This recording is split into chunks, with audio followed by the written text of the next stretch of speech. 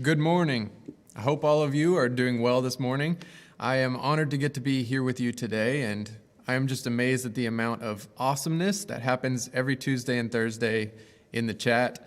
Also, I'm amazed at the straight-up good content that is being studied at these Devos.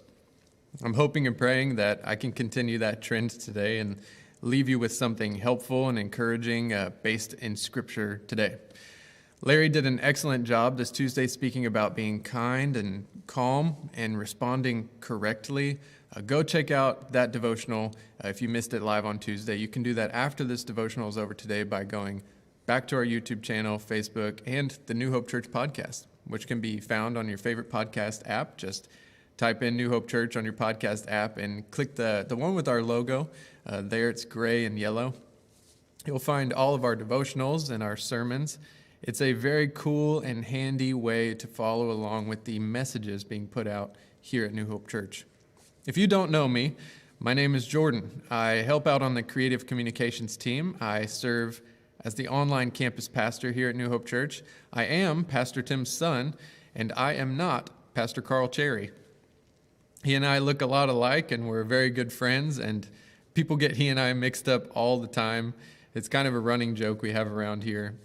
I can't even count the number of times I've had students come up to me and think I'm Carl. I'm not exaggerating. It happens nearly every weekend, and it's pretty hilarious. All right, let's see who is tuning in this morning. I'm going to look here in the chat. We got Maria, Eugene, Will Lopez, Austin Arenas, Linda on YouTube, Amanda Smith, Susan, Joseph Rosario, Julie. Thanks for tuning in, everybody. It's awesome. I love seeing y'all tuning in here, and I love doing these devos with you all. I want to do a quick reminder and ask you to all hit the like button on this video real quick, and also the share button as well. Here's why that's important. Every time you hit the like button and the share button, you're increasing the chance that someone who may need this message will see it. The more interaction the videos that we put out here at New Hope Church have from you, the more of a chance that the good news of Jesus Christ that we're talking about will come across someone's timeline on their social media. And they'll hear the good news of Jesus from us for perhaps the first time. That's what we're trying to do here online. And you can be a part of the success of that by just being sure that every time you tune in for a Devo or for a Sunday service online, that you click the like button and the share button. I've had the awesome opportunity to be along for the ride of our online campus from the start, and it's been a blast getting to see how God is using that campus. Many of you have been tuning in regularly, and I thank you for making the online campus a regular part of your Sunday church time. I want to take a moment to point out a few people who have been crucial in the online campus's success thus far. I want to personally thank these people, and then I want y'all to encourage them in the chat. Here's some awesome volunteers that have been making online church possible. Cassandra. If you've been in the chat, you know who I'm talking about, one of the nicest people. Christy, awesome. Lisa, awesome. Robbie Melinder, Shannon, Renee, Lewis. Those are just a few people that have been regularly helping put the online service together and make it work on Sunday, and helping in the chat to connect and encourage our online congregation. I also want to thank Debbie, Carrie O, Summer, Emily, Travis, Larry J, Brian, Tony, the entire production team. There's just so many people that have been making our online presence possible, and I'm thankful to everyone for making this happen. There's so many more people who have been helpful, and you know who you are, but I got to stop naming because I'll be naming people all morning. This morning, we're going to be reading and studying through Proverbs 16. I've read through this chapter ahead of time as I was preparing for this morning, and I don't think that I have the time or ability to do a full study of this chapter this morning. I'm highly encouraging you to read Proverbs chapter 16 in its entirety today when you have a chance, and really soak it in and see all the good stuff packed in this chapter. But for this morning's Devo, what I've done is picked out a few verses that have a common theme, and we're going to talk through those few. I would not consider this a full study of Proverbs 16 because there's a lot of good bits that we're just not going to get to today. But I do think there is a theme in this chapter that we can learn from this morning together, and I'm excited to dive into the theme of following the Lord's plan, seeking His will, and asking Him to establish your plans. Verse 1 says, "To human beings belongs the plans of the heart, but from the Lord comes proper answer of the tongue. All a person's ways seem pure to them, but motives are weighed by the Lord." Verse 3 says, "Commit to the Lord whatever you do, and He will establish your plans." Verse 9 says, "In their hearts, humans plan their course, but the Lord establishes their steps." Verse 20 says, "Whoever gives heed to instruction prospers, and blessed is the one who trusts in the Lord." And verse 25 says, "There is a way that appears to be right, but in the end it leads to death." Obviously, based on verse 25, we want to be in the Lord's will and on the right path, correct? We don't want to be on our plan that leads to death. I am really bad at directions. I don't even try to hide it. Pretty much everywhere I go, I put the address on my phone and I let it tell me what to do, even to places I've been 50 times. Then, this is why I'm so bad. Once I put the directions in, I'll just do whatever it tells me to do. And my mind will be thinking about other things the whole time I'm driving. Rather than focusing on where I am or what direction I'm going, I'll be thinking about cars and fishing, and I'll talk with my wife and my cute little baby James in the back seat. I'll be looking at birds on the power lines and trees and listening to the radio, and then suddenly I arrive where the GPS told me to go. Then I have to use the GPS to get back home because I didn't even think where I was going on the way there. In high school, I was driving to the beach with my friends, and this was before there were phones with the map feature and such, or at least none of us in the car had that ability on our phones at the time. We used to print off directions from MapQuest and then follow the directions line by line whenever we'd go on a road trip or something. I had successfully got to the beach because it's a pretty straight shot down 288 from my house, but on the way back, there was a certain point where there was a split in the road, and I took the wrong one. It was dark at this point, and I had no idea where we were. All my friends in the truck were just having a good time, and none of us really realized we were going the wrong way. It took probably 20 minutes that way for me to realize that we were lost. I pulled over at a Sonic, and I called home. My dad answered, and I explained. And then he got on Google Earth on our home computer and found the Sonic I was at, and then gave me the exact directions I needed to get back on course. My point with that story, I understand your own course not working out. I've been lost many times. When it comes to directions, I'm fully okay with people, or nowadays my phone, telling me exactly where to go. Here's the thing though. These verses aren't telling us about driving. They're telling us to trust the Lord with the course of our lives. Proverbs 16 says, "Commit to the Lord whatever you do, and he will establish your plans." Much more important than a trip to the beach, this verse is telling me that the Lord establishes my plans. Verse 25 says, "There is a way that appears to be right, but in the end it leads to death." Meaning, if I try to plan things out on my own, if I try to take the lead and I don't seek the Lord's guidance and the Lord's plans, I might be thinking I'm headed in the right direction. I might think I know a shortcut or I know the right turn. But when I plan on my own, I just might be heading straight to death. Sounds brutal, right? This next verse hits me deep right here. Verse 2, we already read it, but I want to read it again real quick. "All a person's ways seem pure to them, but motives are weighed by the Lord." Motives. That is a big one. And we can make our motives seem pure to others, even when they aren't. We can sometimes even trick ourselves. But the Lord sees our true motives. I think hard about this. I don't always do it right, and I'm not saying I always get it right. But I do often think about trying to understand my motives more deeply and trying to make sure that when the Lord does look at my motives, that they are pure. I've noticed even in the small things, I can twist my motives. Late one evening a while back, I was pouring my wife and I 2 bowls of cereal. Cereal is just so good at night for some reason. I've got an idea in the chat. Let's settle something real quick. Comment what's the best type of cereal. Larry, what's your favorite type of cereal? Cinnamon Toast Crunch. Larry says Cinnamon Toast Crunch. Let's see if y'all agree with him. I'll tell you all mine after this quick story. So my wife asked me to get her a bowl of cereal, and I can always eat a bowl of cereal anytime. So I poured cereal in both bowls, and then I poured milk into one of them, and then the milk ran out. So I threw that milk carton away, and while doing that, I noticed the trash was now full, so I took the trash out. Then I remembered it was trash day in the morning, so I took it all out to the road. Then I came back in, washed my hands, found the other milk, opened it up, and poured it into the second bowl. Now, at this point, it's been a while.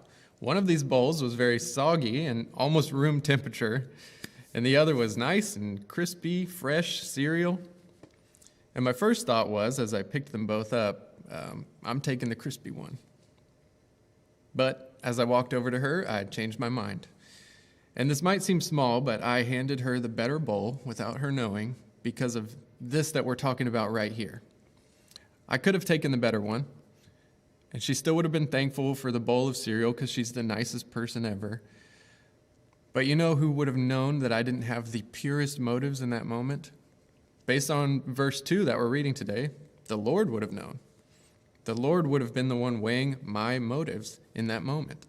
And I'm thankful that he does that. I'm thankful that he weighs them because it helps me love my wife better. And I'm thankful that he helps me plan my life because if my motives on that small cereal bowl size scale can be twisted, how much more can my motives twist in my life? All right. Time for me to tell you my favorite cereal. It's Reese's Puffs. Without a doubt, Reese's Puffs are the jam. No question. Cinnamon Toast Crunch. Larry is incorrect. I'm sorry. Okay, on a serious note, here's another thought I've had before about seeking the Lord's will and plan above mine. I've felt this feeling before, and maybe you have too, that when I am completely willing to follow the Lord's will, that I am maybe giving up my will a little bit.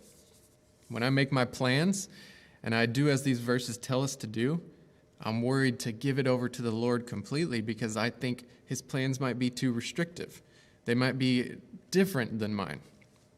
When really, here's the truth I think the Lord wants us to know today. The Lord's plans are what allow us to live up to our full potential for his glory.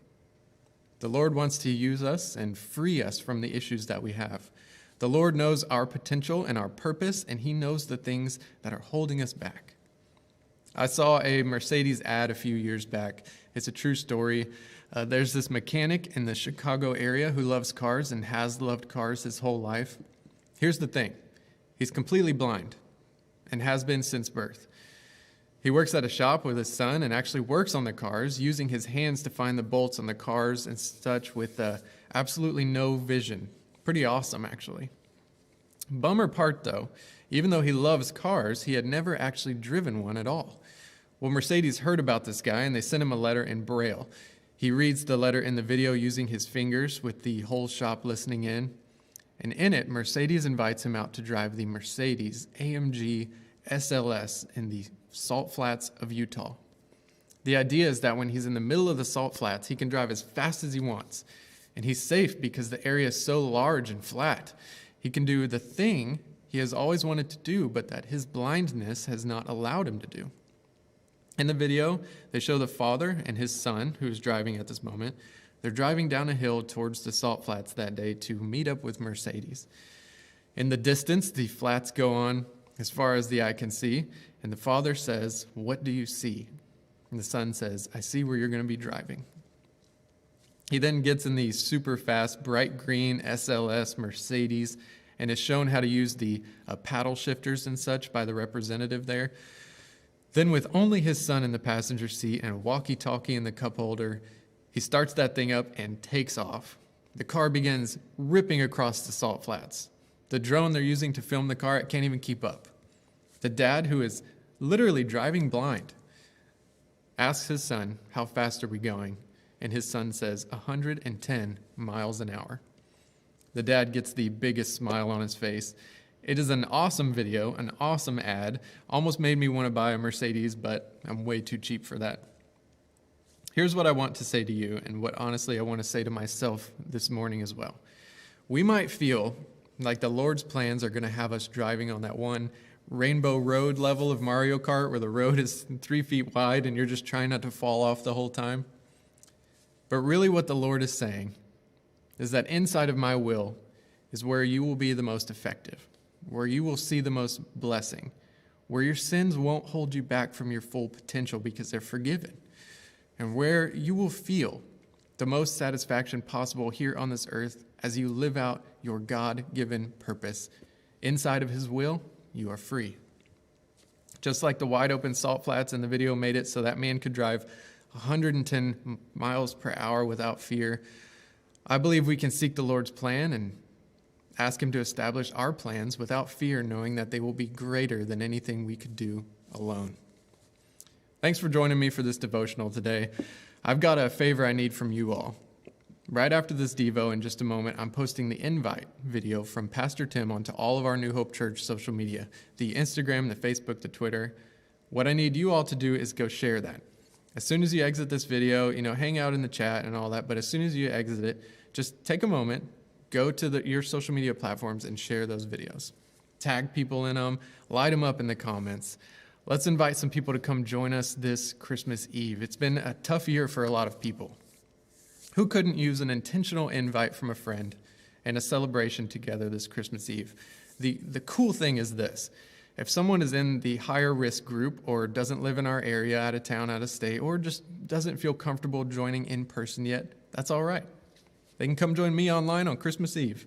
We have a very special service planned online, and there will be a live chat option on Christmas Eve, so you can send them the link to our website. We're going to put the services right there, and they can join in the fun from home. All right, everybody. Remember, seek the Lord's guidance when you are planning.